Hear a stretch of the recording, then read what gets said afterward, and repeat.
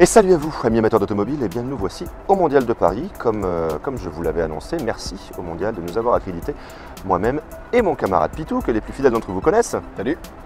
Bienvenue. Merci. Bienvenue à bord de cette magnifique aventure.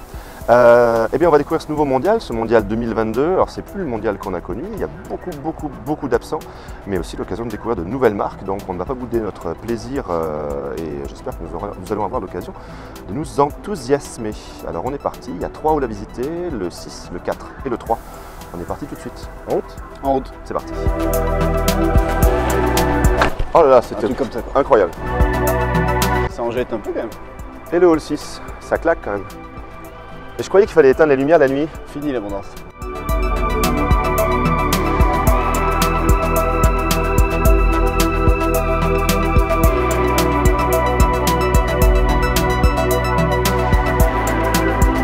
Si on enlève un peu les accastillages, les caméras, les grosses roues et quelques bricoles. Si on enlève tout. Si on enlève plein de trucs. Oh non, mais voilà, on a la ligne générale de la future 4L. Ouais. Alors c'est rigolo parce que Pitou, toi tu as participé pour de vrai au 4L Trophy et Luca Di Meo, on a parlé. Il y avait même les dernières gagnantes de cette année qui étaient présentes. Ouais, si. J'ai pas vu. Et donc voilà, donc toi qui as roulé en 4L, toi qui as 2 4L et donc qui as couru dans le désert avec, ça te fait quoi de la découvrir? Franchement, ça serait une tuerie d'y aller avec ça. Ça a l'air top. Et je sais pas si tu as vu, il y a un système à mon avis de changement de pneus ultra rapide. Ce qui est une galère tout le temps à faire dans le désert. Ah mais ouais. Ah oui, il y a un truc là. Il doit y avoir un truc ultra rapide. Tu dois décrocher, tirer, remplacer. C'est une 4L quoi, c'est incroyable. C'est une 4L et c'est pas une 4L. Et c'est fou le travail des designers. C'est une 4L Hummer. Ouais, non, mais, ouais, une 4L Hummer, c'est drôle. Ouais, mais il y a de ça. Et ça fait quelque chose de la revoir quoi. C'est génial de jouer sur cette nostalgie. Moi, ce que j'ai retenu de l'interview de Luca Di Meo, c'est le côté, voilà, on aime le produit, on aime la bagnole, finalement on aime la voiture. Et je pense qu'il y en a plein qui n'ont plus ce discours. Alors ça me plaît. C'est un peu excessif, mais voilà, mais tu as les lignes générales. Et surtout, le profil c'est tellement une 4L. Ah, ils ont gardé le 3 vitrage de la 4L. Ah ouais, complètement. Avec la petite vitre arrière. Ouais, là, des lumières de partout intégrées. Tu as vraiment les proportions qui sont là et les feux arrière aussi. Ouais. Bon, par contre, le skateboard façon Marty McFly, c'était pas indispensable. Ce n'est pas un skateboard. Mais ça me fait penser à ça. C'est pour déterrer et sortir du sable. Pour déterrer du Ténéré. Voilà pour la nouvelle. À quel horizon ça sort ça? Logiquement d'ici 2 ans. Ok. À tester. Ah bah à tester, si on veut bien me les confier avec grand plaisir. Car la future Renault 5 électrique qui arrive, qui est incroyable. En vrai, c'est la première fois que je la vois, forcément. Mais elle est sublime. Et regardez les détails, le petit drapeau français. Ça remonte et ça vient dessiner, délimiter le ciel de toit qui ici est dans une sorte de tissu incroyable. Les jantes sont incroyables, le 5 rétro-éclairé. C'est une beauté. Et la voici. Enfin, la Renault 5 Turbo 3E, 100% électrique, propulsion, destinée au drift. Luca Di Meo a annoncé que si la marque continue à progresser comme elle le fait, il pourrait éventuellement la sortir. Alors là, c'est trop bien. Ils ont même proposé à la FIA d'ouvrir le règlement au 100% électrique pour qu'ils engagent cette voiture. Alors, franchement, allons-y, les amoureux de rallye disent oui. Bon, elle est incroyable, elle est débile, elle est juste débile. Plus de 300 chevaux, 0 à 100 en 3 secondes 5. Ce qui est très rigolo, c'est les phares. Les phares, c'est les GoPro. Je vais aller les piquer parce que ça nous rendra bien service. Les rétros aussi. Les rétros, voilà, ce rétro-là filme l'arrière. Les GoPro devant filment l'avant. Bon, le bandeau lumineux, bon, ça fait K2000, ça fait Retour vers le futur, ça fait tout ce que tu veux, j'adore. Un coup d'œil sur le Scénic Vision, l'interprétation du Scénic du futur. Qu'est-ce que tu en penses? J'en pense qu'il est magnifique. Et comme d'habitude, j'espère que quand c'est un concept car, on aura vraiment la même chose au final. Les finitions des feux, là le logo comme ça. La petite transparence du logo. C'est vrai que si ça pouvait passer à la série, des choses comme ça, c'est d'une beauté. C'est aussi ce qui fait le charme des concept cars. Grave. C'est ce côté un peu un peu inaccessible. Regardez le détail là. Un coup d'œil sur l'intérieur. Comme toujours chez Renault, des sièges de l'au-delà. Là, ça reprend vraiment l'esprit des sièges pétales, tu sais, des Renault 11, des Renault 9, qui avaient ces sièges un peu incroyables. Je me rappelle de Gad Elmaleh qui voulait acheter un costume en saumon fumé et des chaussures en marbre. Et ben regarde, ça y est, on y est, c'est du marbre. C'est incroyable. La voiture fait 8 tonnes. Ça ressemble énormément à du plastique, mais C'est du plastique de marbre. Non mais elle est incroyable. Et on va venir voir le poste de pilotage ici. Qu'est-ce que c'est joli, c'est dingue, c'est dingue. T'as vu ces tout petits écrans là, ces petits spots là, qu'est-ce que c'est chouette. Bon ça n'arrivera jamais en série. Hein, t'as les mêmes sur les poignets. Ah ouais, c'est énorme. Oui là-bas. T'as vu le plancher, on dirait des planches de skate. Ouais, ça c'est moins bien fini, ouais, je trouve. Ah, c'est rigolo, ils s'amusent quoi. Bah, sans Renault, hein, Renault et le salon de l'auto, c'est quand même une sacrée histoire. Hein. Tous les prototypes qu'ils ont pu sortir. Moi, mes premiers souvenirs, c'est la Renault Laguna, mais le concept de 1900, je sais plus, 92 je crois. Donc voilà, elle est très chouette. Voilà, les jantes sont dingues aussi. L'œil sur les jantes. Voilà, je vous invite à venir la découvrir au salon. Les détails sont incroyables. Les jantes de 21 pouces, bon bah ça maintenant ça n'a plus rien d'inédit. J'aime beaucoup la partie arrière.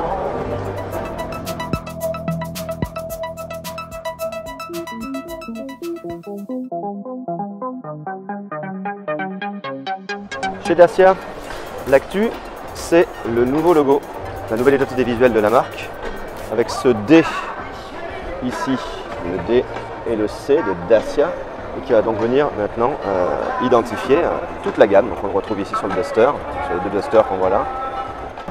Ton avis sur le logo, Pitou, par rapport à l'ancien? C'est bien plus classe, ouais.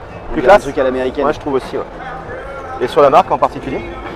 Non, ça a toujours été dégueulasse, mais... La Spring, t'es pas fan? Non, du tout. Mais où est le moteur? Déjà? Ah, il est là. Déjà? Même en écriture, le Dacia, ils l'ont changé aussi. Oui, c'est joli, ouais. La Logan, qu'on connaît bien pourtant, hein, mais qu'on voit assez peu sur nos routes tout de même. Hey! Bon, en tout cas, une marque qui s'est vraiment imposée en France, avec des atouts. J'en profite pour grimper. Des atouts prix, mais en plus maintenant ça présente bien. Franchement, les intérieurs, qu'est-ce que ça a progressé? T'as du tissu, t'as des plastiques qui présentent bien, t'as des... Ok, moi je trouve ça toujours assez basse qualité, mais... Moi j'aime bien. Moi je trouve que c'est le juste produit au juste prix et c'est ce qui fait sa force. Oui. Mais en qualité, on est toujours pas terrible. Mais effectivement, il y a des petites finitions un peu sympas là. Ouais, c'est propre, hein, franchement. C'est propre, tout en restant un petit peu low cost, mais c'est propre. Mais quand t'es pas passionné et que tu cherches un véhicule qui va pas te revenir trop cher, Si tu cherches à pas cher, oui. et qui offre des prestats qui sont quand même super solides, parce que ça partage tellement de choses avec les modèles récents Renault, que franchement, il n'y a pas de bataille quoi. Même l'odeur est low cost, je trouve. Alors, ma préférée, ça reste quand même le Duster, qui a toujours une gueule. On va revenir le voir là ici, mais cette sorte d'héritier du Rancho, ce côté passe-partout, baroudeur, il est vraiment toujours aussi sympa. Il est plutôt jeune, hein, mais c'est vrai que ça claque quand même, ce nouveau design du logo, c'est vraiment chouette. Allez, on va voir le concept car manifesto que Dacia dévoile sur ce mondial. Là voilà, avec des pneus innovants qui sont censés durer toute la durée de vie de la voiture. Donc un côté un peu baroudeur, un côté très minimaliste aussi. Et franchement, je kiffe. Alors c'est assez rigolo de voir. Tu vois, il y a un seul phare, comme sur les premiers concepts des 2 chevaux. Donc c'est amusant de voir les clins d'œil un peu partout. L'intérieur, ça fait capsule spatiale, je trouve les sièges, c'est rigolo. Le volant qui a l'air d'être en liège. Mais il est chouette, qu'est-ce qu'il est chouette. Électrique bien sûr. Et en réalité, c'est quand même de la gomme. Ah bien sûr. Non, mais j'étais persuadé que c'était vraiment un plastique dur, quoi. C'est toi qui es en plastique dur. Il paraît. Ça ne passera pas le stade de la production évidemment, mais c'est toujours intéressant de voir ce qui peut être récupéré ensuite dans la vraie vie, dans le vrai monde. Voilà pour cette Dacia Manifesto. Ah, franchement, je la trouve terrible. Ça fait bagnole du désert, baroudeur à mort, elle est terrible. Ça a une gueule d'enfer. Mais qui roule avec ça après? Qu'est-ce qu'ils en font des voitures comme ça? Ils les écrasent après le mondial, ils font quoi? Ah bah non, Est-ce que quelqu'un roule avec ça? Ah non, ça va dans un musée. D'accord. On a une application de réalité augmentée. Donc si vous voulez le voir chez vous, le manifesto, là, ah, c'est excellent. Détails, ok. Vous chargez l'appli et puis vous pouvez rentrer dedans, tourner autour. Voilà. Excellent. Et l'appli, c'est quoi? Ça s'appelle Dacia Augmented Reality, Dacia AR. Ok. Et en fait, c'est une appli qui... voilà, hop. Super. Et ça vous permet de le placer dans un environnement de notre choix. Voilà, ah, génial, génial. Et ça vous permet même, si vous le souhaitez, de regarder toute notre gamme. Ok. De la regarder chez vous. Donc, je sais pas, par exemple, on prend un magnifique Duster. Et en fait, alors il est là. Je viens de dire qu'il était magnifique. C'est vrai? Ouais. Bon, c'est l'héritier du rancho, c'est ce que je disais. Ah, c'est pas mal comme comparaison. Ah, bah, c'est formidable. Attendez, on dit pas de la merde, par contre. Ah, pas que, pas que. On en dit, mais pas que. Ouais, c'est sympa. Et bon, voilà. Ok. Ah, bah, merci pour l'info. Génial. L'avantage en fait c'est que ça permet à tous nos vendeurs en fait d'avoir l'ensemble de la gamme sur un téléphone pour la montrer aux clients. Ok. Même quand on n'a pas un véhicule en stock par exemple, quand on n'a pas la Ok, super. Merci pour ces infos. Vous êtes? Je vous en prie. Thomas Briand, je suis VP Sales and Marketing Efficiency pour Dacia. Eh ben merci. Cyril Dalex, automobile de Cyril, voilà.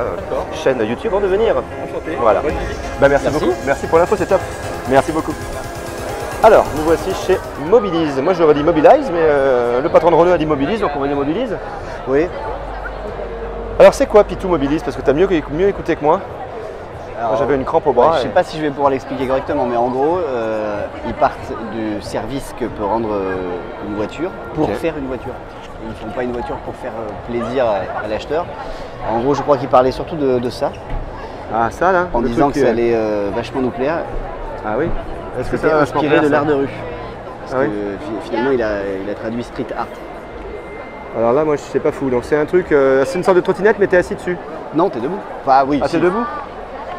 Bon alors, ça, moi, t'es mi-bout. Ah oui.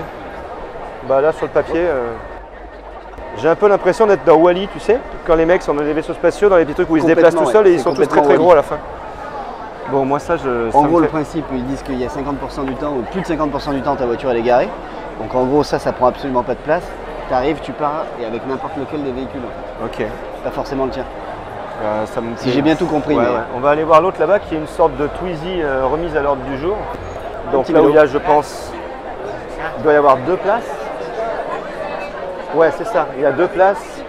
C'est clairement un Twizy. C'est une interprétation du Twizy. Ouais, ça c'est rigolo. Ouais, c'est Twizy avec des couleurs. C'est un petit peu embourgeoisé avec Smart. Ah ouais, pas mal, bien vu. Et même le logo. Le logo est pas loin. Ouais, c'est amusant. Tu disais que ça allait jusqu'à 80 km/h, c'est ça? Absolument. Et qu'il y avait de la location. En gros, voilà, ça se loue, quoi. Oui. Ok. Excellente intervention. Excellente, tout à fait. Et allons voir donc la Mobilize Limo, destinée au Uber, au taxi. Voilà, qui est plutôt. Je pense que c'est un gros plan, ça. Plutôt sympa. Enfin, plutôt sympa. Ouais, franchement, ça présente pas mal. Hein. Elle a de l'allure. On va jeter un œil à l'intérieur, qui est assez moderne, vraiment dans l'air du temps, avec, vous allez voir, ces doubles écrans, là, comme on trouve un peu partout maintenant, chez Kia, chez Mercedes, chez Hyundai, ça présente bien. Pas de matériaux hyper haut de gamme, évidemment, je pense que c'est pas l'objectif. Mais voilà, une voiture qui est destinée à rendre moult services pour les professions qui ont besoin de... Petite info que j'ai oubliée sur le Solo Mobilize, pas besoin de permis. Ah, pas besoin de permis, oui, bah en même temps, oui. Ouais, mais ça m'emballe pas. T'aimais bien le vélo? On est sur une, on est quand même sur une espèce de route de trottinette. Hein. Absolument, je pense qu'on peut acheter la même à Leroy Merlin. Dégueulasse. Et donc, oui, le vélo, te convainquait. Oui. Tu étais plutôt convaincu par ce vélo. Je suis complètement convaincu par le design. Électrique, c'est vrai qu'il a une gueule. Par la gueule, il est terrible. Transmission à courroie, hein, notez, il n'y a pas de chaîne. Hein. Bon, mais c'est le salon de l'auto, on continue avec les autos. Absolument. Allons-y. Alpine, on commence avec la Formule 1 de cette année, la 522. Hyper impressionnante, ça fait quand même pas loin de 6 mètres de long, plus de 2 mètres de large. On comprend qu'ils ont du mal à se doubler à Monaco. Bref, juste magnifique. Et alors, autant vous dire que les Français que nous sommes vont être très fans l'année prochaine, puisqu'il y aura 2 pilotes français, Esteban Ocon qui est déjà dans l'écurie, et Pierre Gasly qui a été signé à Suzuka. Voilà. Ici le casque d'Esteban Ocon qu'il avait cette année lors du Grand Prix de France. Mais revenons aux voitures de route avec cette sublime A110R qui a été dévoilée au Japon la semaine dernière. Les Japonais sont fans de la marque Alpine. Et donc c'est un modèle exclusif et plus radical encore, R pour radical, que la 110 normale. Donc le moteur est le même que la version S, ça fait 300 chevaux. Par contre, il y a un gros travail qui a été fait sur l'allègement, sur l'aéro également. Regardez les jantes arrière qui sont assez pleines, avec ici cette lame pour l'effet de sol, des jantes extrêmement légères et plus ajourées ici à l'avant. La teinte bleue mat qui est superbe, le capot et le toit carbone. De mémoire, je crois que la voiture gagne 34 kg par rapport à la version normale, et surtout un gros travail sur les trains roulants, sur les freins, pour rendre cette version encore plus exclusive.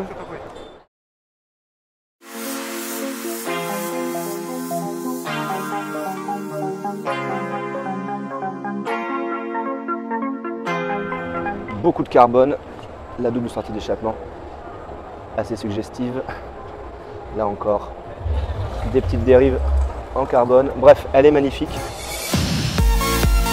Et à côté d'elle se trouve la 110 Eternité. Donc vous avez compris que c'était une version électrique.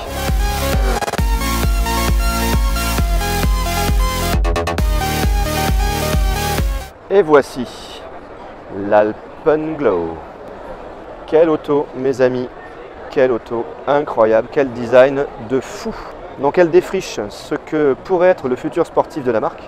Une vision futuriste du sport auto avec de l'hydrogène pour la mouvoir. Un avant incroyable, donc un manifeste au niveau physique, également un manifeste au niveau technologique puisque Alpine semble beaucoup croire en l'hydrogène. Bon, après il y a du délire derrière, l'aileron transparent, ces feux là derrière. Qu'est-ce que t'en penses? La mobile, c'est un jouet à côté. Ah ouais, c'est ça, elle est complètement dingue. C'est incroyable de se dire que peut-être il y aura de ces éléments-là dans les futures autos de la marque, parce que ils l'ont annoncé tout à l'heure en conférence de presse. Non seulement il y a le côté sport, mais il y a aussi le côté voiture de série. Donc peut-être qu'on va retrouver des éléments. Bon, on peut se dire déjà peut-être le design des jantes, peut-être les feux, peut-être. Enfin, j'adore, c'est incroyable. Elle est incroyable. Et il y a un gros pari sur l'hydrogène, j'ai l'impression, dans le groupe Renault, avec une vraie envie de proposer pas forcément que l'électrique pur, mais d'explorer d'autres voies. Alors ça, je trouve ça quand même vraiment encourageant. Bon sang, laissons les constructeurs proposer des choses. N'imposons pas l'électrique à tout le monde. Ça peut correspondre à des gens, l'électrique, mais pour d'autres, ça ne fait pas du tout le taf, quoi. Donc laissez-les travailler, hydrogène, électrique, thermique, biocarburant.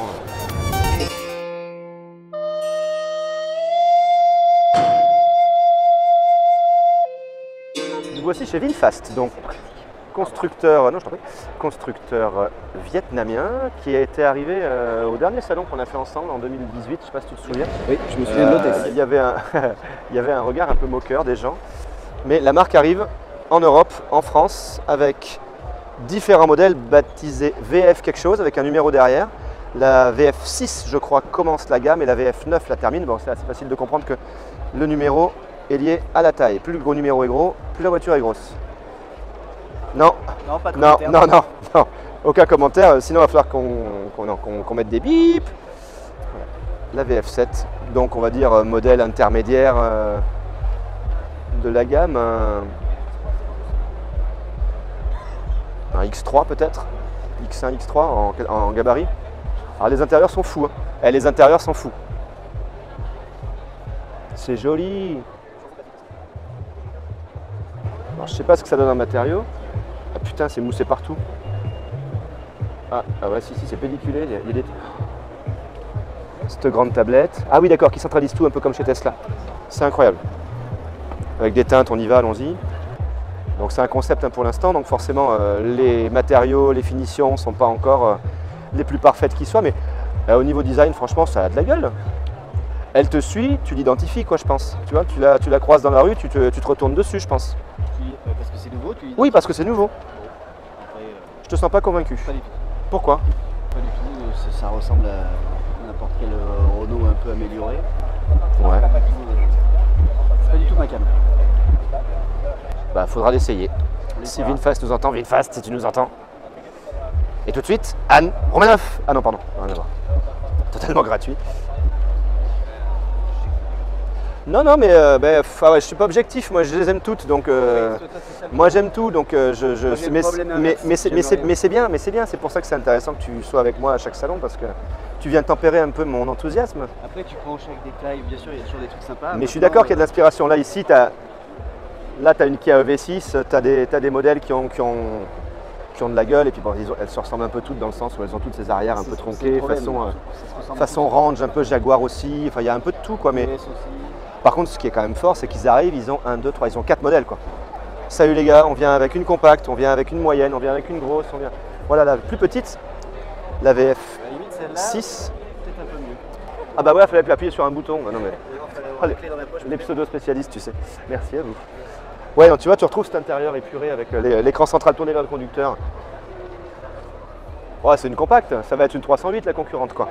Ouais, on est sur Renault Capture. Ouais, ce genre d'auto là. Ce genre de véhicule. Oui, puisqu'elle est un peu SUV, donc oui, effectivement, on va taper dans les catégories compactes. Donc avec cette identité visuelle de face hein, qu'on reconnaît. Hein. Alors après, effectivement, comme c'est vachement unitaire, une 6, une 7, une 8 qui te suit avec des plaques d'immatriculation, tu ne peux pas la différencier. Elles vont être un peu plus grosses, un peu plus larges. Non, mais moi j'ai envie de donner sa chance au produit et de dire que... Et on finit avec la VF8 et la VF9. On voit rien du tout. Un arrière très Alfa Stelvio. Et là encore, ces grands écrans. Voilà, ça présente bien. Ça a l'air fort joli. Beaucoup d'espace. Bon, on peut juger vraiment qu'elle essaie ce genre d'auto, mais en tout cas visuellement oui c'est joli, ça présente bien, il n'y a pas de loup. Si, il y a une recherche, il y a du design, voilà, ça fait très grosse américaine, hein, clairement, avec des sièges dans le coffre, 11 vitrages, là moi je trouve que ça fait c'est un peu trop peut-être. Intérieur, pilotage avec tablette, bien sûr, là encore. Une grosse sortie d'air ici. Bon là le capot est ouvert donc on n'aura pas tout à fait d'adrénaline, mais bon, on comprend le message général. VF9, le porte-drapeau. VF8, un peu plus petit. VF7, encore à l'état de concept, on nous l'a dit. De pré-série pour le moins. Et VF6, là-bas au fond. Roll Motor, autre constructeur chinois qui présente deux marques. La marque Wei, avec la Coffee 01 et la Coffee 02 qu'on découvrira juste après. Donc très gros SUV, comment dit-on, hybride, je vais y arriver. Une grosse calandre bien dodue, bien épaisse, un peu à la Venom. Ah oui, c'est bien vu. Et ouais, très joli. Bah, ça claque, elle a vraiment de la gueule. Hein. Les feux sont très jolis, les petits feux très fins comme ça. C'est gentil. Un petit peu d'inspiration DS. Mais... Ouais, mais c'est élégant. C'est très élégant et très classe. On peut ? Oui, bien sûr. Merci. Donc un petit tour des détails extérieurs, peut-être mettre un petit peu de grand angle pour y voir un peu plus clair. Voilà, oui, voilà, c'est un SUV, hein, mais... Ah, c'est très américain, je trouve, le design. Hein. Ça en impose vraiment beaucoup. Ce côté avec les trois feux. Ici, j'aime beaucoup les poignées rétractables. Assez impressionnant. Donc on va voir ce que ça donne à l'intérieur. Oh, déjà, oh non, mais la teinte de l'intérieur. Non, mais je kiffe. Non, mais c'est génial. Oh là là, cet intérieur de fou. Ah ben, je te rejoins. Et t'as vu? C'est ta marque, regarde. Regardez, le polo violet, les portes violettes, c'est ta voiture. Complètement. Alors, conquise? Oui, please check the key, moi je parle anglais. Donc avec une console flottante. Oui, bah tais-toi madame, ça suffit, oui. C'est incroyable. Oui, bon, je ferme la porte parce qu'il faut checker the key, donc... Ah, mais j'adore oser déteindre comme ça, mais c'est génial. Hop, voyons voir à l'arrière. Bon, je pense qu'il y a un petit peu de la place quand même. Oh, c'est joli, c'est rigolo. Mais c'est trop bien. C'est bête, hein, je m'enthousiasme pour du violet dans une voiture. Mais non, mais c'est chouette. Ah oui, franchement. Ça a de la gueule de fou. Oui, absolument. Toit ouvrant, évidemment. Beaucoup de place à l'arrière, de partout. Ah ben, écoute, j'aime beaucoup. Ah, j'aime beaucoup. Est-ce que l'intérieur a une autre teinte? Bon, bah forcément. Voilà, là, on est sur du marron. Mais c'est classe. Ah, le volant aussi. hyper classe, hyper classe. Après, il se pose la question de la distribution, de l'entretien, etc. Sur des marques comme ça reste encore un peu mystérieux. C'est vrai que cette calandre est folle. Et là, la Coffee 02, donc modèle plus compact, où on va retrouver cette calandre impressionnante. Voilà, beaucoup plus compacte. Hein. Donc on a compris que la signature lumineuse, ça allait être ces trois petites griffes là. Bah, c'est plus compact, ça en impose un peu moins, mais c'est joli aussi. Après, je trouve qu'elle a quand même moins de caractère que l'autre. On retrouve cet intérieur aussi. Pareil avec la calandre suspendue ici, un écran central, donc c'est du cuir visiblement. Ça présente bien. Matériaux moussés,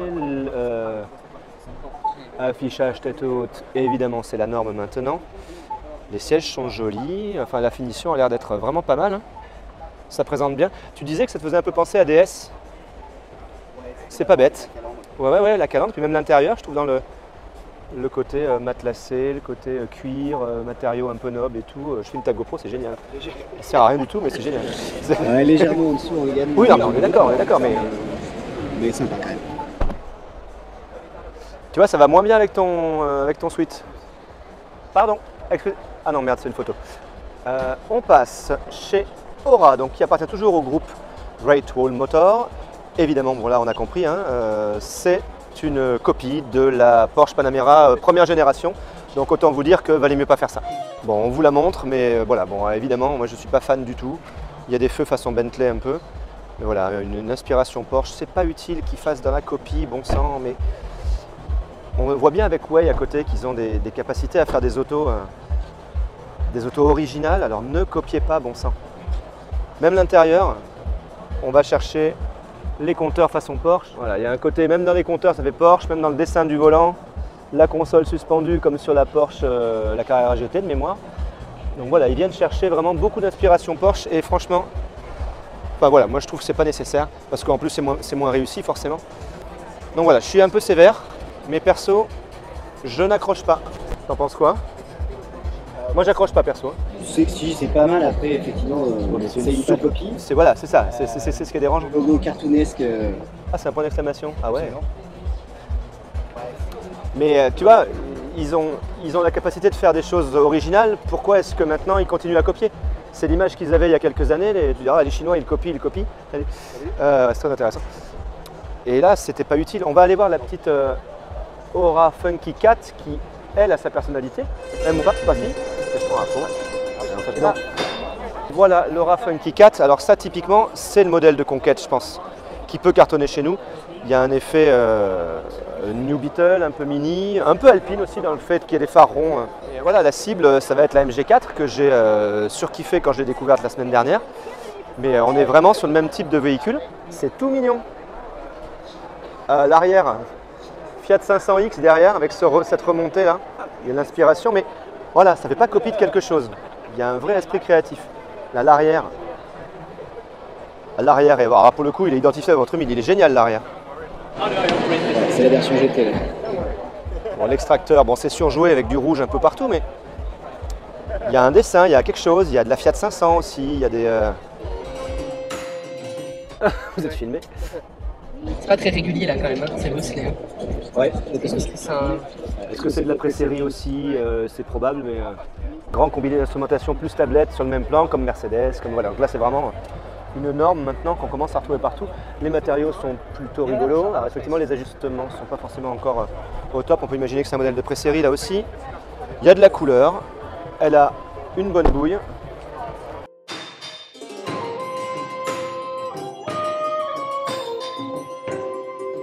Voilà, ça c'est vraiment typiquement, c'est la Fiat 500X, cette remontée là, c'est incroyable, je la vois vraiment. C'est mignon, c'est mignon. Alors encore, il joue beaucoup sur les couleurs, hein, que ce soit Way ou Aura, on y va dans les couleurs flashy pour se différencier des autres. Vas-y.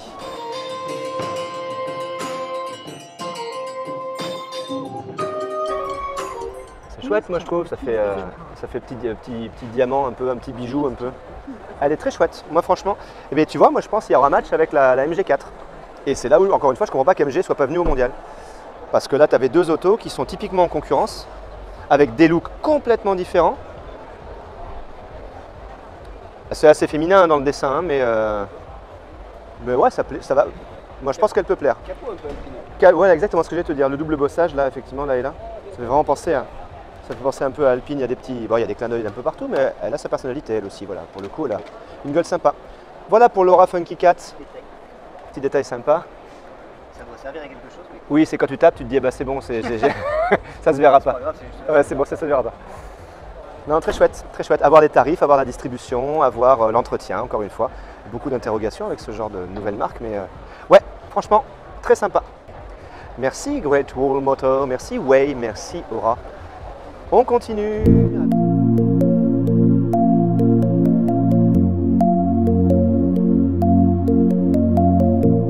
Et hop, et en sortant, il a déclenché les essuie-glaces. Et qu'es-tu en train de commenter, mon cher Pitou? C'est quoi cette voiture? C'est la M Hero. Je sais pas si on dit comme ça, de Microlino. M Hero peut-être. Comme Robert Damiro? Excellent. Amusant. Regardez cette ouverture incroyable.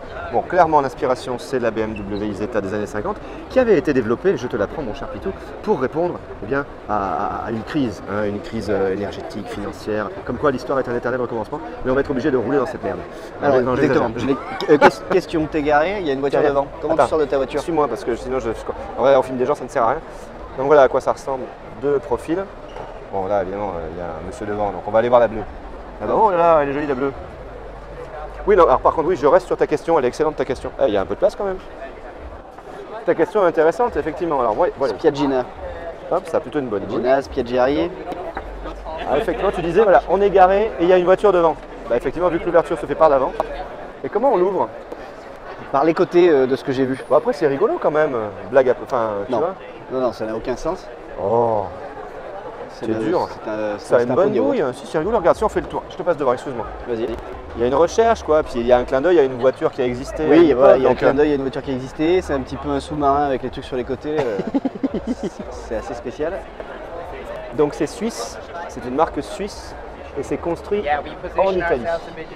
Bon, c'est minimaliste à l'intérieur. Ouais, relativement sommaire. Hein. Mais c'est pas. Enfin, je trouve ça plutôt sympa. Ouais, à voir. Regarde le petit plancher façon pseudo-Riva, tu vois. Ils essayent de faire des petits clins d'œil sympas, tu as dans le coffre aussi. À voir quelle est l'utilisation. Bon, c'est de cette Vraiment version, hein, c'est la Spiaggina. Moi, je préfère les 4 fromages, mais pas moi, c'est. La Spiaggina. Alors, qu'est-ce qu'on a là? Là, on a un scooter tricycle, la Microletta.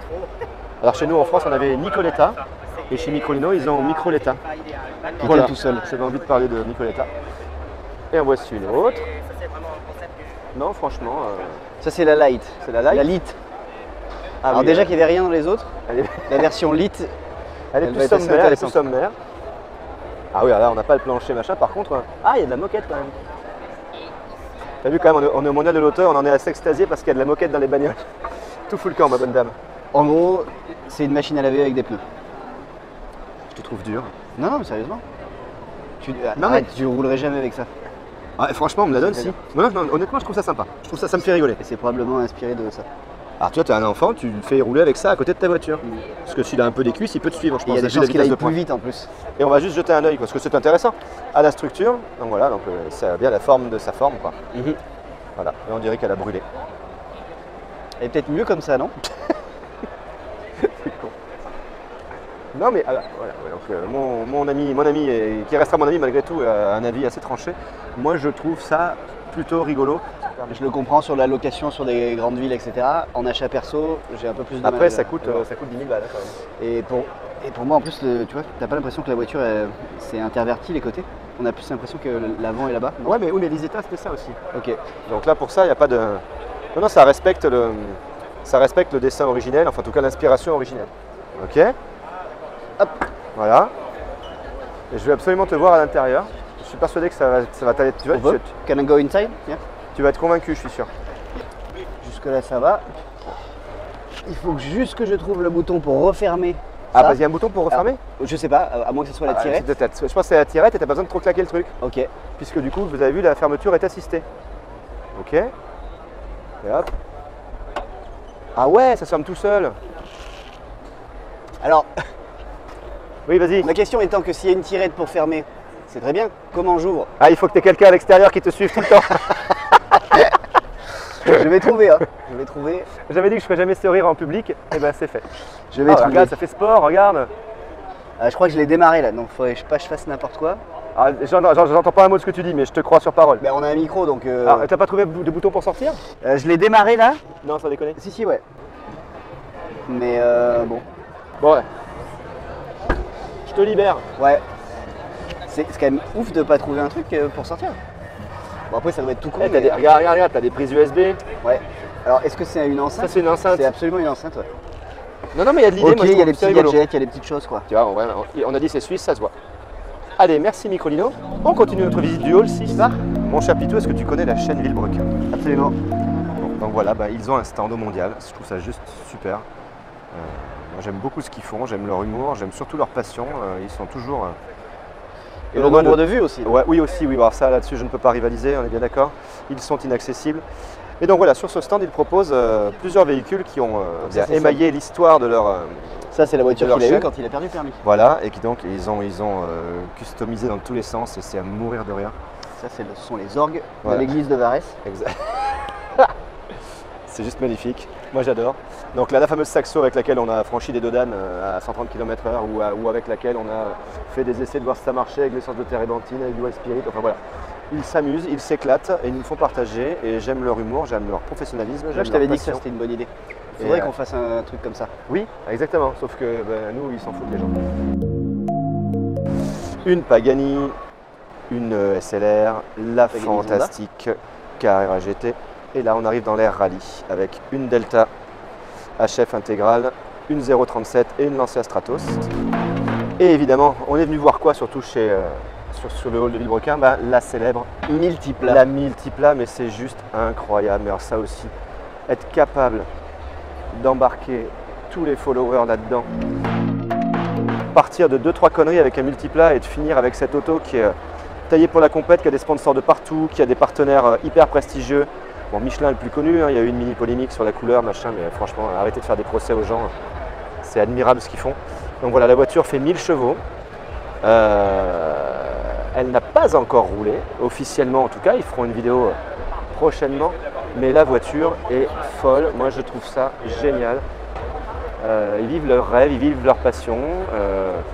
À mon petit niveau, j'essaie de faire pareil, donc je suis forcément admiratif de Pierre et Sylvain. Voilà, ce Multipla, il est dingue, et on voit pas l'intérieur, quel dommage. Mais c'est fou cette caisse, mais c'est incroyable. Mais regarde, la quadruple sortie de pot, façon Pagani. Non mais c'est magique, c'est magique. Bravo Sylvain et Pierre, bravo Villebrequin, je les trouve géniaux. Voilà. Si vous me regardez, bonjour Sylvain, bonjour Pierre, merci. Ah bah non, personne ne me regarde. NAM X, et non pas Manix comme Joe Manix, hein, rien à voir.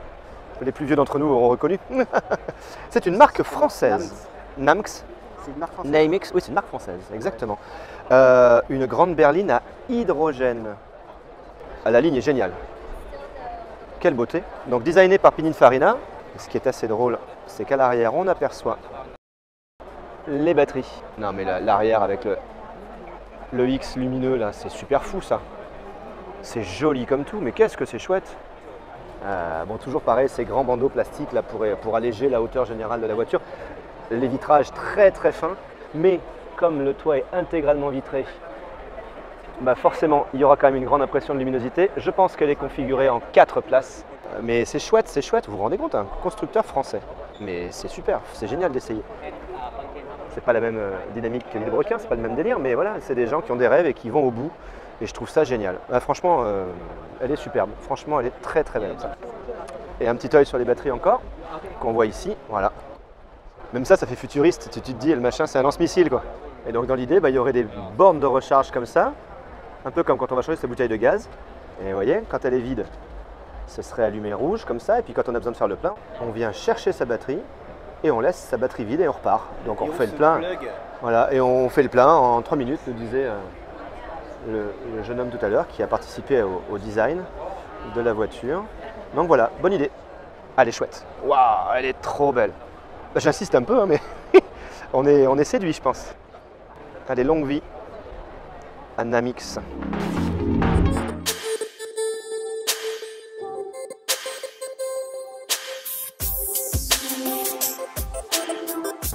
Chez DS, avec la présentation officielle de la nouvelle DS3. Donc la DS3 qui est restylée, mon cher Pitou. Avec notamment, pour ceux qui ne sauraient pas que c'est une voiture, qui t'ont écrit DS automobile.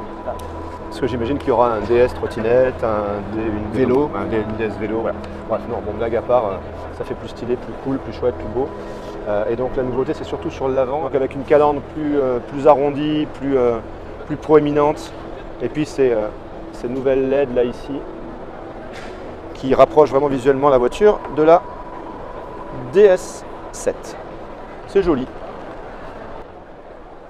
Bon, l'intérieur n'évolue pas forcément beaucoup, peut-être les interfaces. Non, pas spécialement. Voilà, les interfaces qui ont changé. On l'avait découvert il y a 4 ans, rappelle-toi, au Mondial. Avec le style nid d'abeille.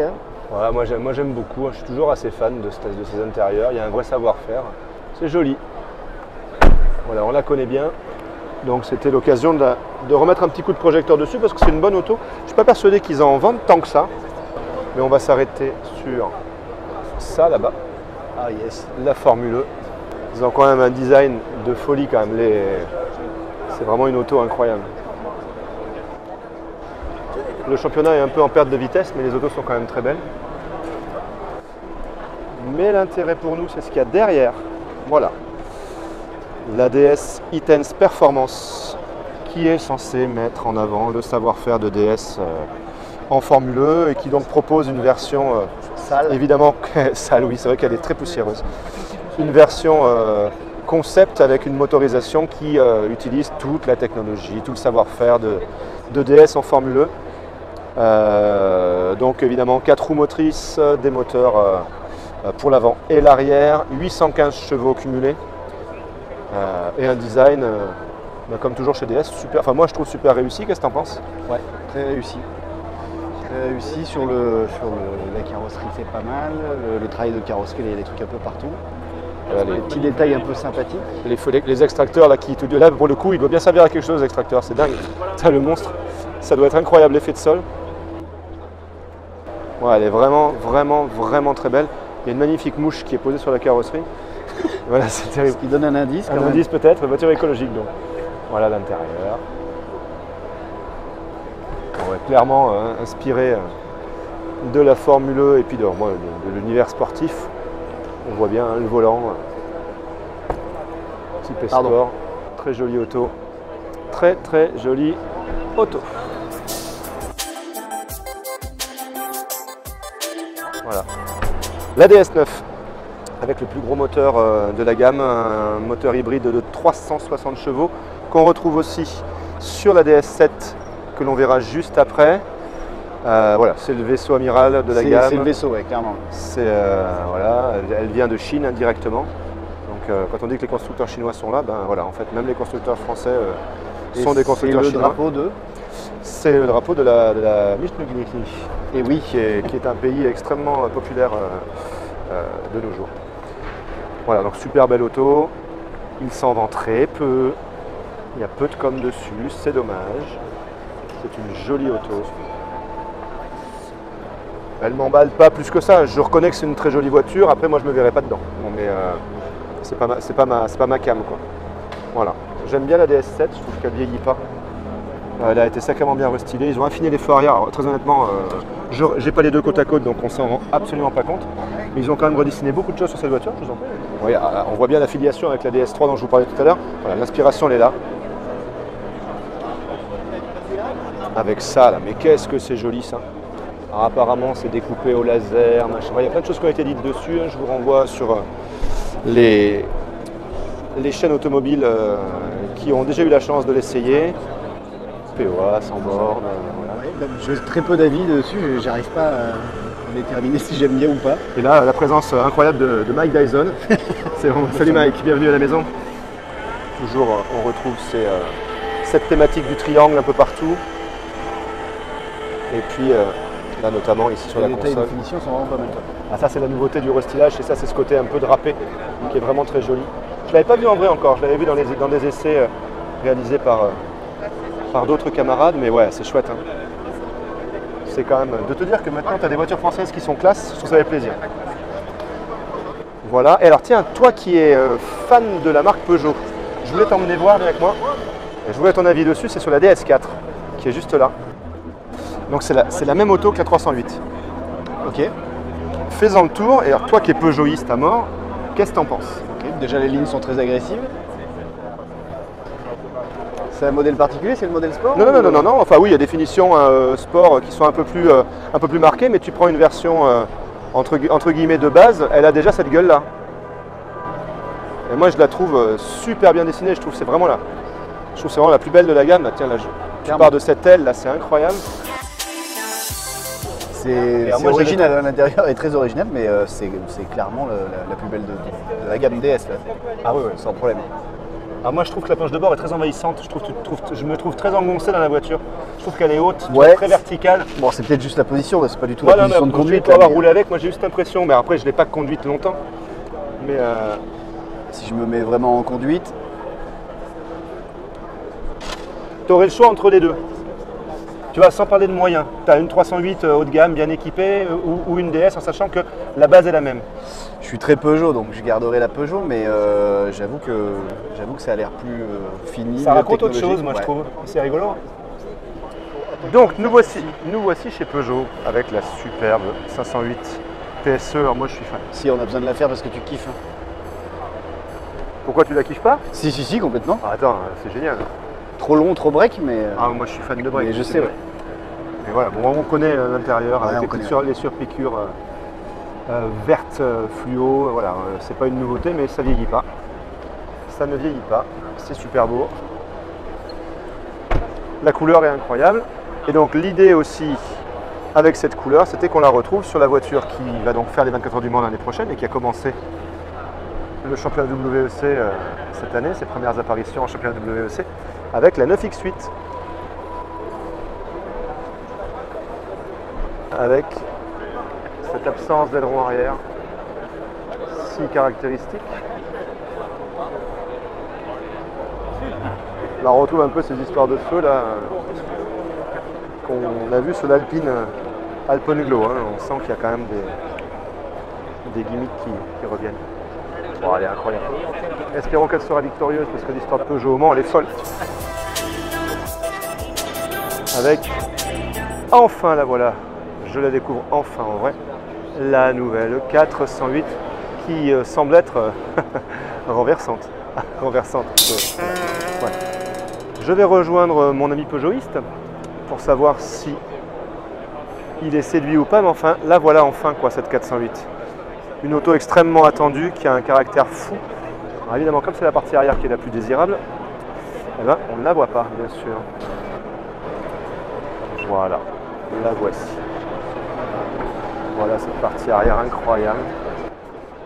Ah mon ami, alors l'affreux, qu'en pensez-vous, ami Peugeotiste? Donc je t'ai dit en blanc. En blanc? Une en blanc. Alors en blanc. Voilà, blanc nacré. En blanc et noir aux couleurs du CAB, tu vois, elle est racée. Ah voilà, bien sûr, la couleur du CAB c'est la classe, c'est bien connu. Putain, on réussit à parler du CAB au salon de l'auto, c'est quand même pas magique ça.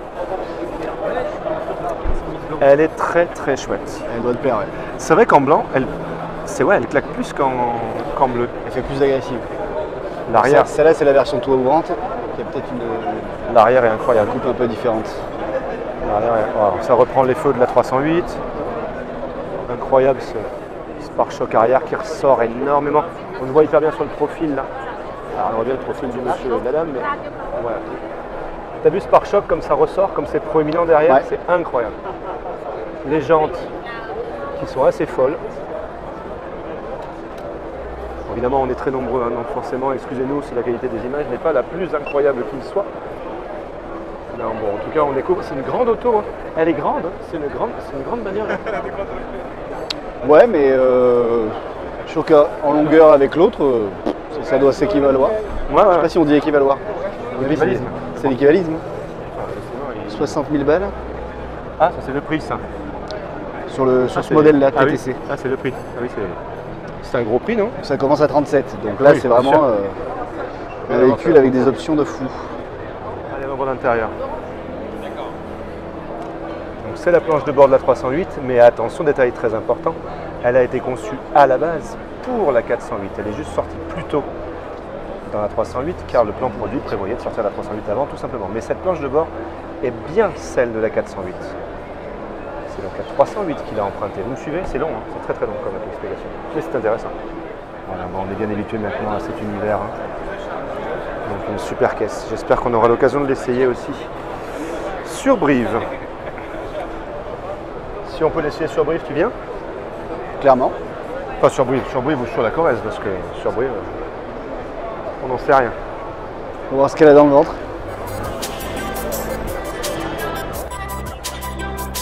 Oh merci, vous êtes parfait. Alors là, le timing ne pouvait pas être mieux. Je vous laisse, allez-y. C'est étonnant quand même. C'est étonnant. Cet arrière est assez incroyable avec cette toute petite vitre là. La nouvelle Civic fait un petit peu a repris un peu ce petit gimmick là justement sur l'arrière là. Ça va ici. Je pense qu'à la lumière du jour elle doit vachement plus se rendre parce que là il y a des lumières de partout. Ouais. On voit pas bien comment elle prend la lumière et de ce que j'avais pu lire ou voir dans les personnes qui avaient eu la chance de la découvrir avant nous, c'est qu'elle prenait la lumière d'une manière incroyable. C'est la version GT celle-là. Ouais, c'est joli. Hein. Et ce logo, moi qu'est-ce que j'adore ce logo. Voilà pour Peugeot, avec la nouvelle 408 qui était l'attraction du salon. On bifurque et on arrive chez Jeep, qui appartient au groupe Stellantis. On l'a assez dit en parlant du Tonale dernièrement et du Jeep Compass. Jeep qui est présent avec un seul modèle, la Jeep Avenger, modèle 100% électrique, mon cher Pitou, qui, il est fort possible que je dise n'importe quoi, mais je pense être sûr de moi, repose sur le châssis de la 2008. Voilà la première collaboration au sein du groupe Stellantis avec un partage de plateforme. Je peux me tromper, j'espère que non. Si je me trompe, n'hésitez pas à m'insulter en commentaire. Voilà, ça va très bien. Elle est jolie. Elle est très esthétique, elle est très belle. Très très mignon tout ça. Ah. Très bel intérieur. On retrouve une interface graphique qui rappelle celle de Peugeot, donc la même tablette habituelle. Là, ça y est, il y a vraiment des partages de composants. Ah, des partages de plastique évidemment. Mais c'est joli. C'est joli. C'est plus consensuel, je trouve, que les Jeeps actuels comme le Compass, le Wrangler bien sûr. Bon, c'est plus consensuel, mais c'est joli, ça le fait. L'habitabilité a l'air très correcte. En tout cas, c'est un modèle hyper important pour la marque. C'est la première version électrique. Et elle est essentielle. Tout ce qui est des rejets de CO2 et compagnie, et compagnie, et compagnie. Avenger. Ok.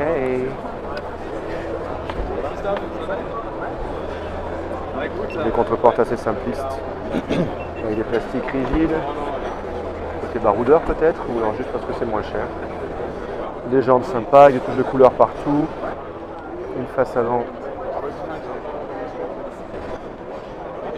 très Jeep, très travaillée. Indéniablement une jolie auto. C'est rigolo, les commandes de boîte sont juste là. Oula, ça, bon, on va dire que c'est un modèle de pré-série, on va rien dire. Ah là, oula, c'est fait exprès. C'est aimanté. Je pense que c'est aimanté, je pense. Ouais, c'est un gadget. Bon, mais c'est plutôt sympa.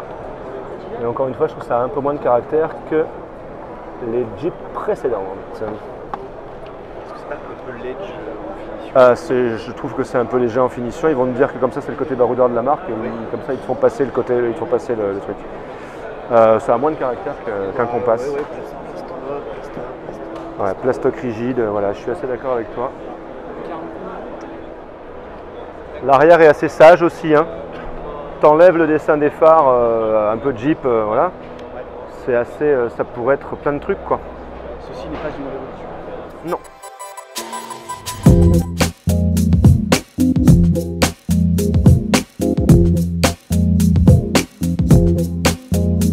Ok mon cher Pitou, nous sommes chez BYD, Build Your Dream, un constructeur chinois à nouveau, ils sont vraiment là en force.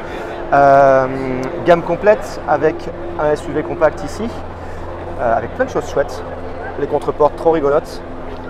La poignée de porte, voilà, non mais ça c'est génial. La tablette qui pivote à l'horizontale ou à la verticale. Et ces espèces de gros compteurs, moi ça me fait penser au Citroën. casse-tête. Un casse-tête, ouais, moi ça me fait penser au satellite des Citroën il y a quelques années, dans les années 80. Voilà, enfin je trouve ça rigolo. C'est joli. L'intérieur est plus original que l'extérieur. C'est à peu près le seul intérêt, ouais, l'intérieur. L'intérieur est chouette. L'extérieur est plus passe-partout, plus conventionnel. Alors vous allez nous dire qu'on... Cette version un peu mieux quand même que Ouais. les autres qu'on a regardé. Peut-être que c'est une version particulière celle-là. Alors on évite les gens bien sûr. Alors, c'est franchement... Bon, c'est sympa, c'est assez fade, on va dire dans l'ensemble, mais c'est plutôt sympa. Il y a plein de choses dans le détail qui est travaillé. Les dessins des feux, bien sûr. Bon, maintenant ils font tous ça. Intérieur avec vraiment un compteur ici minimaliste. Ça se fait beaucoup maintenant. Donc c'est très chouette. Et de face, ça dit quoi? Ce qui est fou, c'est qu'elle la rend super bien en fait en vidéo. Oui, elle est jolie, mais en vrai, c'est le profil qui manque peut-être un peu de dynamisme. Mais franchement, l'auto est chouette. On voit pas que le nez est vraiment aplati vers le bas. Non, elle est sympa. Ouais. C'est Ce pas... qu'on appelle un bide pour moi. Mais... Ah, amusant. C'est très drôle. Par contre, là, on va arriver à des choses beaucoup plus, en tout cas, qui nous ont, nous, plus séduites quand on est arrivé sur le stand. Alors, Sauf que là, c'est la même. Non, mais c'est la même en bleu, mais voilà, mais c'est assez intéressant de voir que je trouve qu'elle rend pas du tout pareil en bleu qu'en rouge, par exemple. Donc, elle est Effectivement. assez, voilà, c'est passe-partout, c'est assez commun. Tu te dis que c'est pas forcément avec un modèle comme ça qui vont percer chez nous ou en Europe. Par contre, et là, on va se tourner. On a ici cette grande berline que je trouve magnifique, la Han,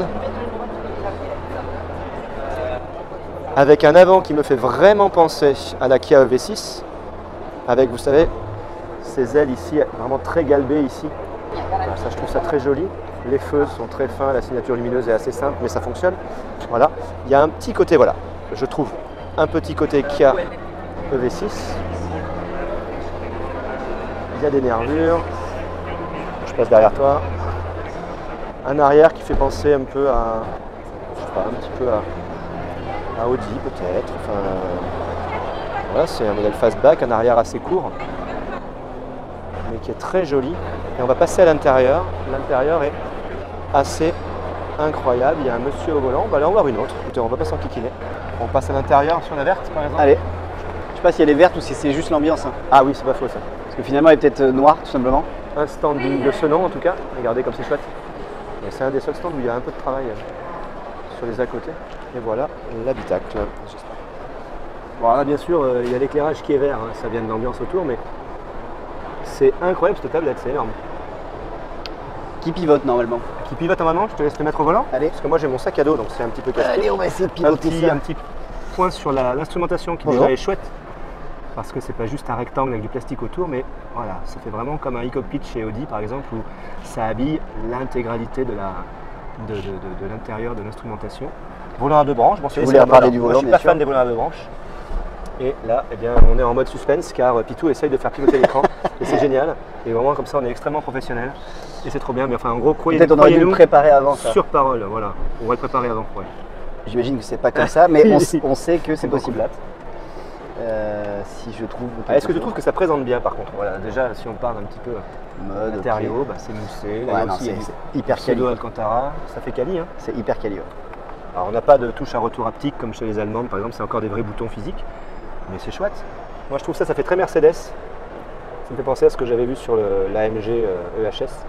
Donc, il y a un petit peu des gimmicks qu'on retrouve chez les constructeurs chinois, mais ça a de la gueule. Hein. Ça a de la gueule. À l'arrière, on a, bon, déjà, les sièges sont super, regardez ça. Le maintien doit être fou. Hein. Et on a une tablette ici avec des choses paramétrables. Peut-être en mode navigation. Comme l'ambiance lumineuse. Des sièges hyper enveloppants. Regardez, on va voir ça un peu plus large. Et les commandes de clim ici. Et comme ça, on a la signature lumineuse de nuit où on voit donc le liseré qui suit sur la calandre et qui remonte là. Donc, il y a des choses jolies. Tu as vu les aérateurs comme c'est joli sur le côté? Très joli. On achète ou on n'achète pas? Clairement, oui, il faut voir le prix, mais. Non mais hors considération tarifaire. Bien sûr. Ah oui, non, elle est top. Elle est top, elle est super. Il y a bien vraiment un finie. parfum d'inédit, moi je trouve, tu vois, avec ces Sur, voitures japonaises, chinoises, pardon. Ouais. Et puis du coup, ils ont fait vraiment quelque chose pour les passagers. L'intérieur est chouette, hein, franchement, l'arrière, tout, c'est vachement travaillé. Ouais, belle auto, très belle auto.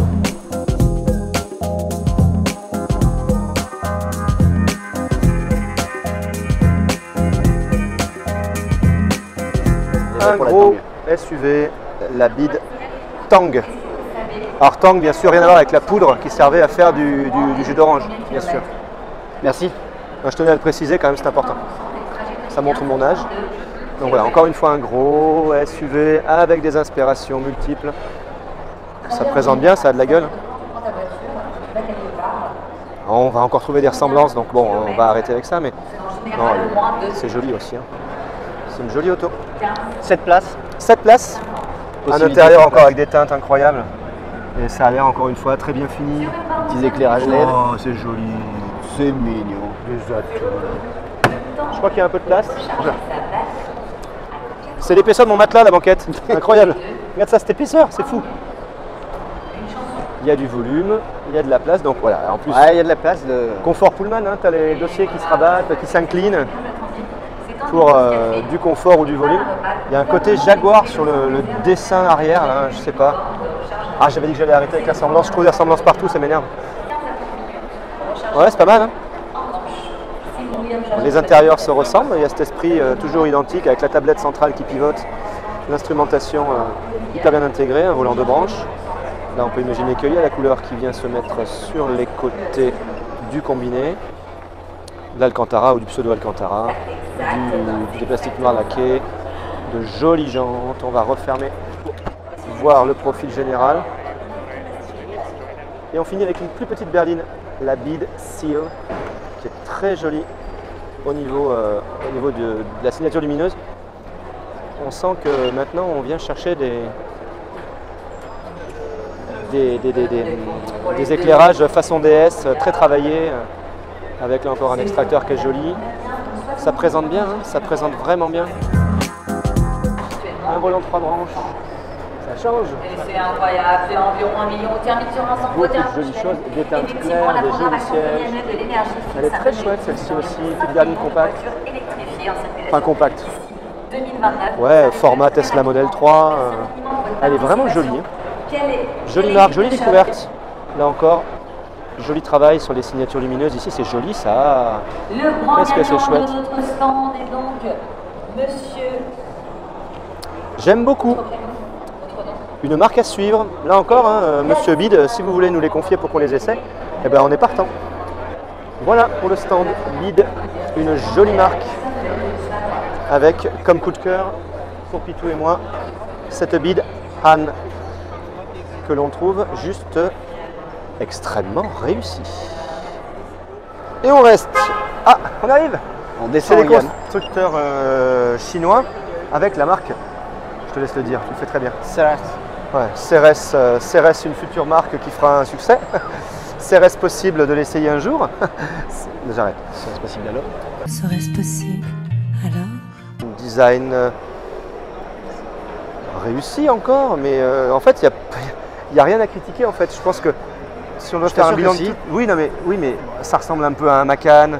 Il y a de la Marvel Air de face. Macan low cost. Ça c'est la DS7 précédente génération, avant le restylage.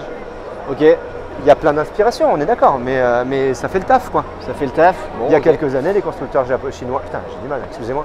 Couleur impossible par contre. Pas possible ça. Oui, mais il y en a pour qui s'appelait. Mais qui sont ces gens? Des gens qui veulent des gens. Je vais voir Tablette toujours plus grosse. L'arrière, c'est vraiment un Porsche Macan. Oui, c'est vraiment un Porsche Macan. Dans le dessin des ailes, évidemment, il y a une petite custode là qui n'y est pas normalement, mais enfin sur un Macan en tout cas. Ouais, un design, voilà, on commence à être habitué. Grande tablette, verticale ou horizontale selon les marques, ou les deux quand on va chez Bid. Volant de branche, instrumentation numérique, bon, que du classique. Ça aussi, ça fait vraiment penser à Mercedes. Voilà, donc pour la CRS 5, la CRS 3, là aussi, hein, totalement électrique, concurrente d'une MG ZSEV, un peu ce design, un peu bancal. Voilà, bon, je suis pas fan. Il n'y a pas grand chose à dire. Hein. C'est bien présenté. Ça fait vraiment penser à la ZSEV. Ça donne quoi de dos? Bon, voilà, c'est convenu. Comme dans Wall-E. Alors là, bon, encore des ressemblances. C'est range, quoi. L'arrière surtout. Ouais, l'avant, il y a quelque chose aussi, même si c'est plus incliné. Le profil est très joli. Non, mais c'est des jolis autos. Et encore une fois, inventés. On sent qu'ils ont les compétences maintenant, donc arrêtez de copier. Ouais, un côté range, il n'y a pas de souci.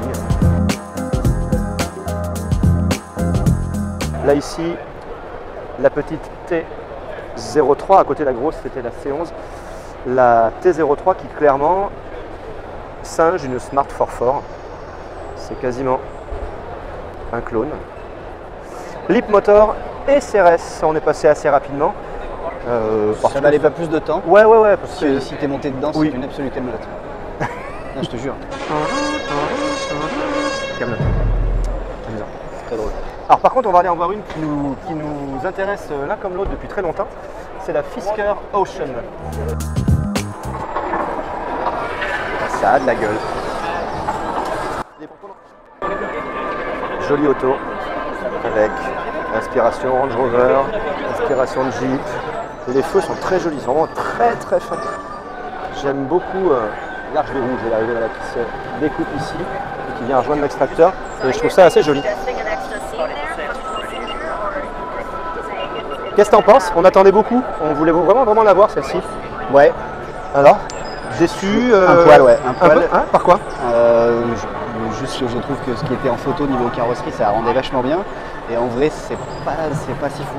Il paraît énorme, il y a un peu du range, mais il n'est pas aussi marqué. Un peu du Jeep aussi. Alors moi, ce qui m'étonne beaucoup, je te faisais la remarque tout à l'heure, c'est au niveau des joints, où on est vraiment habitué maintenant à avoir des vitres qui sont vraiment affleurantes. Et alors là, on a des gros joints façon voiture baroudeuse, tu vois. Et c'est étonnant parce qu'on a vraiment cette épaisseur de joints, la carrosserie, le joint, la vitre. Il n'y a pas ce côté unitaire qu'on peut rencontrer sur toutes les voitures qu'on a pu voir depuis le début de la journée. Donc ça fait un petit côté pas cheap mais un peu ancien. Tu vois ce que je veux dire? Je vois. Si on passe dedans. Ah, ça marche pas. Oh mon dieu, j'ai pas de bras. Il faut juste donc officiellement, je n'ai pas de bras. Merci beaucoup. L'intérieur. Bon, pareil, écran minimaliste au milieu du volant, grande tablette. Oh, j'aime beaucoup les sièges. L'intérieur est beaucoup mieux. Ah, l'intérieur est chouette. Vas-y, grimpe. Fais-toi plaisir. Oula. Ah oui, il y a des détails. Il y a plein de trucs sympas. Regarde ça. Ça, c'est joli. La petite commande séparée, pas mal. Ah oui, c'est joli. Et du coup, on est quoi sur un panneau solaire là ou quoi? Ah ouais.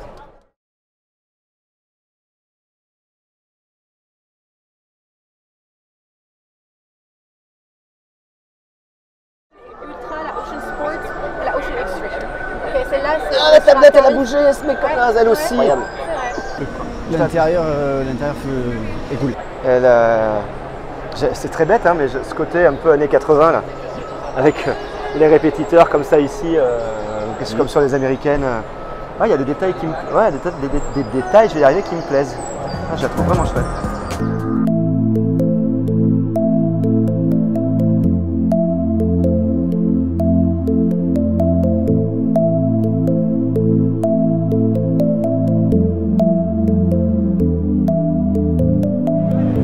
Alors Félix, présentez-vous vite fait pour les gens qui ne vous connaissent pas. Bien sûr, alors, je suis Félix Godard, chef du design chez Ocam.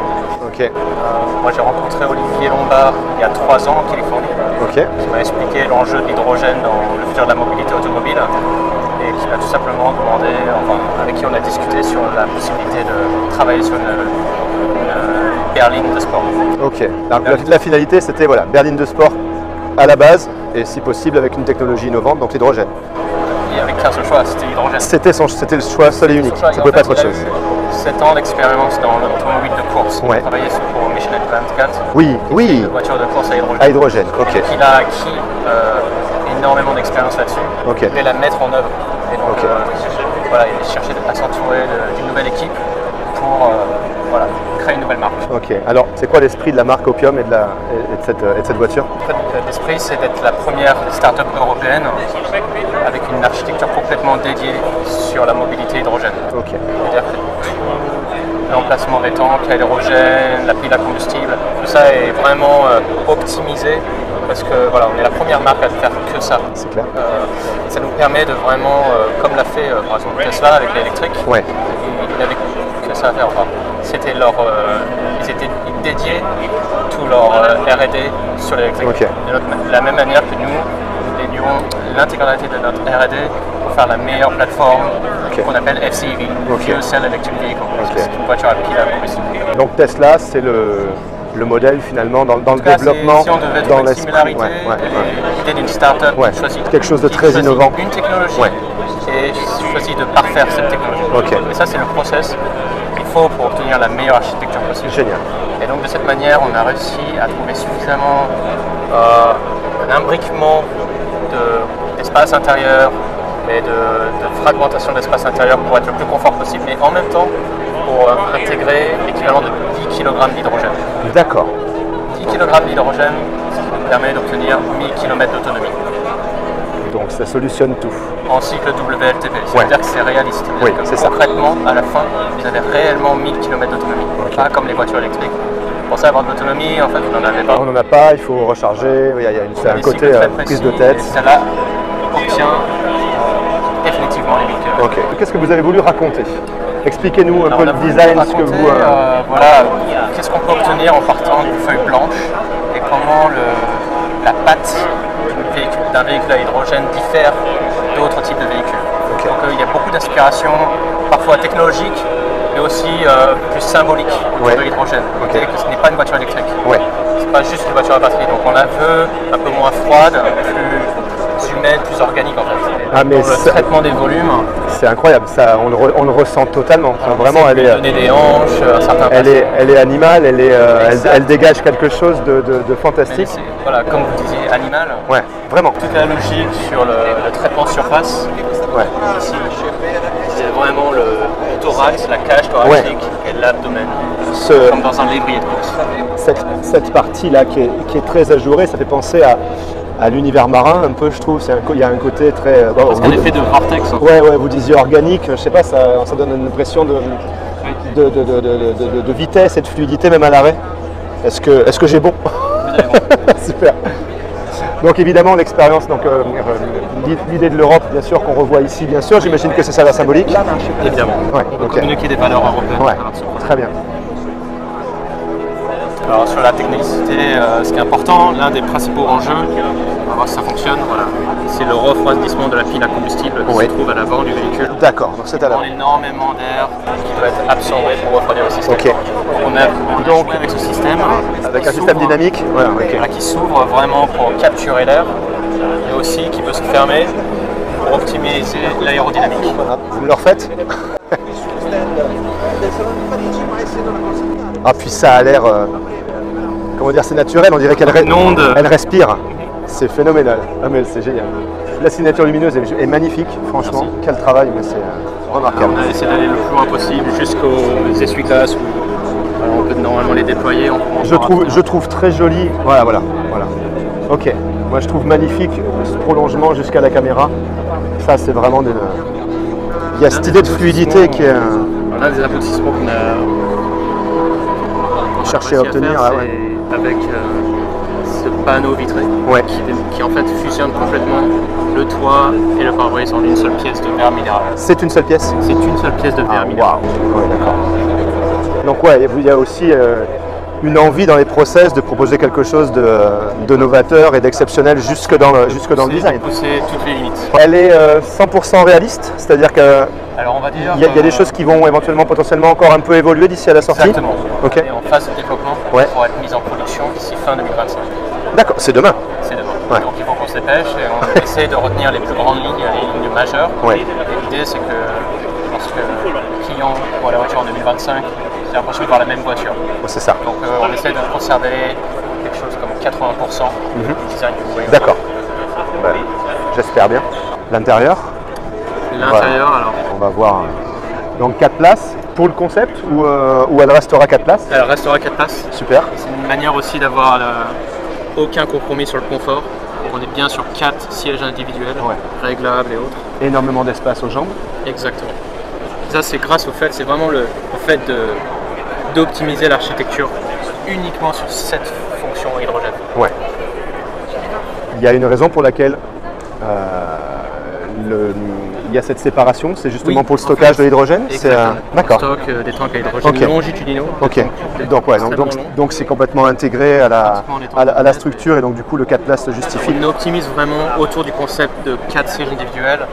Aussi, ça nous permet de maximiser la quantité d'hydrogène embarquée. Ben oui, bien sûr. Ok. Ah, c'est très épuré, mais que c'est joli. Oh là là. Notre approche, c'est le minimalisme, mais avec suffisamment de subtilité. Ouais. Faut pas que ça paraisse simple, mais juste minimal. Et donc, voilà, au démarrar, on a cette interface réduite pour avoir seulement la quantité stricte minimum d'information. Dans le produit sportif, vous aimez bien avoir juste une interface réduite. Tout à fait. Et ensuite, vous pouvez déployer l'écran presque d'une manière liquide. Ah, c'est génial. Pour avoir une interface. C'est fantastique. Ça passera à l'industrialisation. Alors, dans l'idée. On essaie de pousser tous les concepts. Ouais. Et certains concepts seront amenés à être remaniés. Oui, adaptés pour que ça passe dans la. D'accord. L'essentiel. L'esprit sera là. Exactement. L'essentiel ici, c'est un payload display, donc une étendue digitale pour votre contenu, pour le conducteur, pour les 2 passagers à l'avant et uniquement pour le passager. D'accord. Et en fait, au lieu d'avoir une dalle tactile, tout se contrôle depuis la console. D'accord. Par exemple, vous voyez cette zone-là qui est dédiée, je pourrais la dédier. D'accord. Donc c'est tactile, pardon, je vous fais mal. Exactement. En fait, c'est vraiment une approche assez contemporaine où c'est pas du tactile 2-dimensionnel. Mais encore une fois, même dans le maniement, on retrouve ce côté organique encore, ce côté vague derrière. Quand on voit derrière, ça remonte. Il y a un côté vraiment animal, marin encore. C'est magistral. Merci Félix, je vous embête pas plus. Je vous embête pas plus. Non, il n'y a pas de souci, je vous remercie. En tout cas, vous êtes notre coup de cœur du salon, vraiment sincèrement. La voiture est, la voiture est incroyable et bravo à vous. Et j'espère que le projet ira où vous voulez l'emmener en tout cas. Merci encore.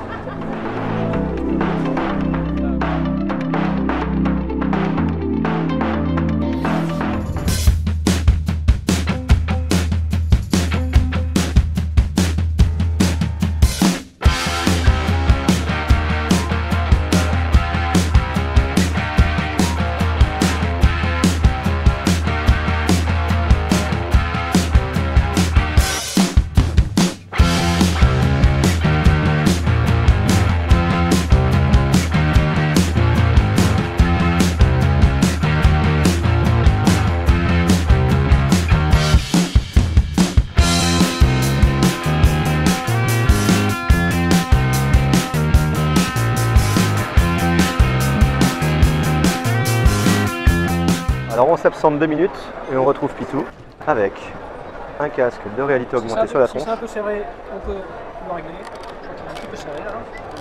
Ok. Non mais le freinage d'urgence sur route, pas en ville, c'est bien. Ouais. Allez. Je suis une voiture là pour l'instant. Et elle m'explique ce qui va se passer. Ah, il y a un animal qui va traverser, j'imagine. Ah, ok. Ou le cerf.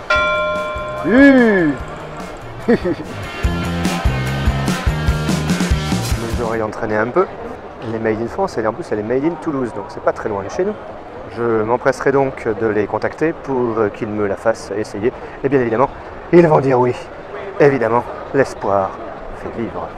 C'est juste génial, c'est un truc de dingue. Elle a une ligne. Regardez-moi ces courbes, regardez ça, mais regardez-moi ces ailes avant. La carrosserie, elle est large derrière, elle rentre au centre, elle ressort dans la plus pure tradition des petites berlinettes de course des années 50. C'est incroyable, c'est un bijou, elle est sublime. La finition est incroyable. Le souci du détail l'est tout autant. Je suis fan de cette voiture qui est incroyable. Qui a dit qu'il n'y aurait pas de passion mondiale cette année? Le pavillon des petites productions françaises, avec ici Beltoise e-Technologie, la première barquette 100% électrique, donc destinée au circuit bien évidemment. Alors elle sortirait sur la route, franchement j'aime beaucoup son design, elle est vraiment très très chouette. L'e-Cup de KGN Automotive. Très sympa aussi.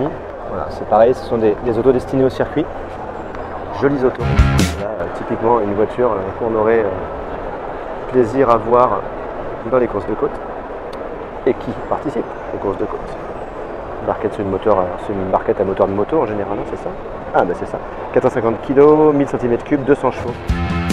La Pantor, la Pantor qui, la marque Pantor qui sort la Vacog. C'est une voiture de course biplace, également réservée au circuit. Regardez-moi cette découpe vers l'arrière là-bas, petit côté formuleux, un peu futuriste sur l'arrière qui est vraiment très jolie. Elle est très chouette. Donc il y a une version électrique. Donc finalement c'est là aussi une des premières voitures de course électrique, ce qui est très chouette. Ah bah l'intérieur avec grand plaisir, motorisez-vous à rentrer. Trop chouette, c'est du direct, c'est complet. Merci, c'est gentil à vous, c'est très chouette. Quelle est l'idée? Pantor Automobile, c'est une nouvelle marque de voitures françaises. Ouais. L'idée c'est de faire des voitures sportives qui se dirigent vers les énergies renouvelables. Ok. Là cette voiture-là, c'est une voiture qui sort en deux versions, thermique ou électrique. D'accord. Bon, électrique, il n'y a pas besoin de parler. C'est déjà ce que c'est. On se doute. Le thermique, on est sur la dépollution à hydrogène. C'est-à-dire qu'on enrichit le mélange air et essence avec de l'hydrogène, ok, qui nous permet de baisser les consommations. Le niveau de CO2 des consos. Okay. 30% de CO2 et jusqu'à 30% de la consommation. Excellent. Donc c'est important aussi même pour les écoles de pilotage et compagnie, pour le coût, etc. Ouais. Même pour les homologations route, parce qu'avec une motorisation de 420 chevaux dans notre véhicule, on passe les homologations Euro 7. Excellent. Très bien. Super. Et quelle est 690 kg, elle est uniquement destinée au circuit. Ok. Et début d'année prochaine, on présentera le modèle de route. D'accord, il y aura un modèle de route qui sera dérivé de ça. Ah, ben super. Super, super. Eh ben, merci pour toutes ces explications. Avec plaisir. C'est trop bien.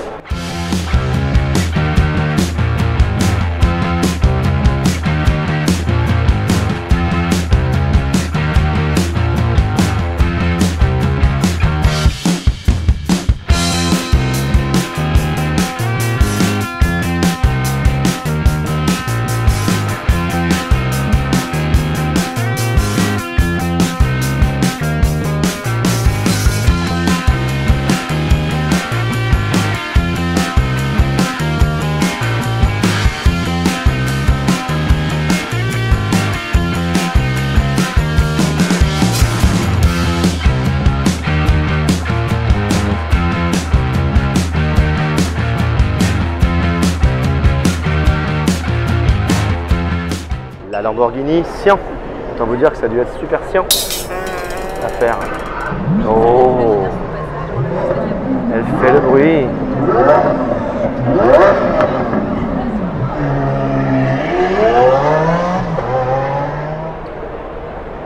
C'est incroyable. C'est incroyable. Respect l'ego. Coucou les enfants. Regardez. Et ben ça, on pourra jamais se le payer. Plaisir des yeux.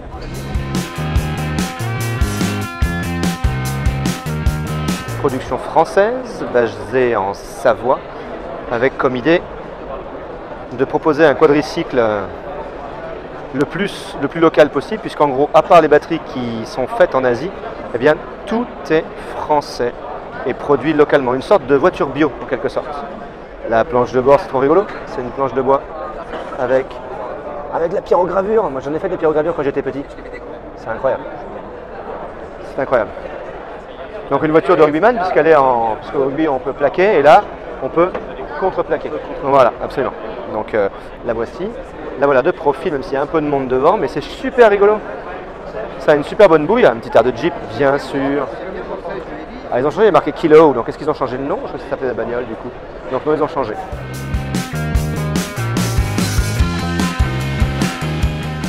Voilà, Geripack, ah ouais. Donc tu peux utiliser ta batterie pour alimenter tes objets du quotidien. C'est super. Maximiser l'usage du pack batterie. C'est génial. Donc, franchement, très très chouette. Bon, ça sort un peu de l'ordinaire, c'est très bien. J'aime beaucoup, je valide. Et voilà, on a fini cette longue visite du Mondial 2022. tes premières impressions? Un bilan? Tirons un bilan. Beaucoup de marques que je connais pas. Bon, toi, tu connais toute l'histoire de toutes les marques. Non, mais, pas tout, non, mais beaucoup de choses que je connais pas, beaucoup de nouveautés. Vachement de constructeurs chinois. Bon, bah, c'est pour ça que ça reste un mondial, parce que sinon, à part les Français, il n'y avait quand même pas grand monde. Pour autant, on ne s'est pas ennuyé. Non, on s'est pas ennuyé. Petit salon par rapport à ce qu'on avait déjà fait. Mais clairement. Mais bon, de jolies choses à voir, de belles découvertes. La 408 en vrai, Alpine évidemment. Renault qui a un plan hyper ambitieux avec des caisses de malades. Et puis la présence chinoise. Alors moi qui suis un peu vieux, ça me rappelle quand les Japonais ont débarqué, notamment, je me souviens dans les années 90, la magnifique Nissan Primera que j'adorais quand j'étais petit. Et tous les gens ont dit « Oh là là, mon Dieu, les Japonais vont détruire les Français, il n'y aura plus de constructeurs français ». Et on est toujours là et je pense que l'arrivée de la Chine a poussé un peu les autres à sortir un peu des nouvelles voitures, un nouveau design, des nouveaux styles, s'intéresser à l'électrique. Tout le monde sort de sa zone de confort et ça je pense que c'est plutôt pas mal parce qu'il y a quand même des produits qui sont chouettes. Alors il y en a qui nous ont plu que d'autres bien sûr. Et on va conclure avec notre coup de cœur. Moi je pensais que ce serait l'Alpine Alpenglow et puis on a découvert la NAM X HUV qui nous a vachement plu. Alors le coup de cœur absolu, c'est Opium, c'est la Machina Vision qui est... Et tout à l'hydrogène. C'est drôle parce que... L'avenir de ce qu'on disait, c'est l'hydrogène. Tu es venu en disant moi l'hydrogène j'y crois et moi je te dis moi l'électrique j'y crois et finalement quand on sort du truc on a tous les deux envie d'acheter une Opium parce que la voiture est incroyable. Et puis c'est européen, c'est français, tenez-vous informés de l'automobile par tous les canaux possibles, n'hésitez pas. Et surtout, en ce qui me concerne, abonnez-vous, parlez-en autour de vous. Et je vous dis à très vite. Merci d'être venu, ça m'a fait plaisir. Ça m'a fait plaisir aussi. C'était cool. Au revoir à tous. Gros bisous, à dans 2 ans, au plus tard. Non, on fera plein d'autres trucs avant. Bisous les amis, ciao. Ciao.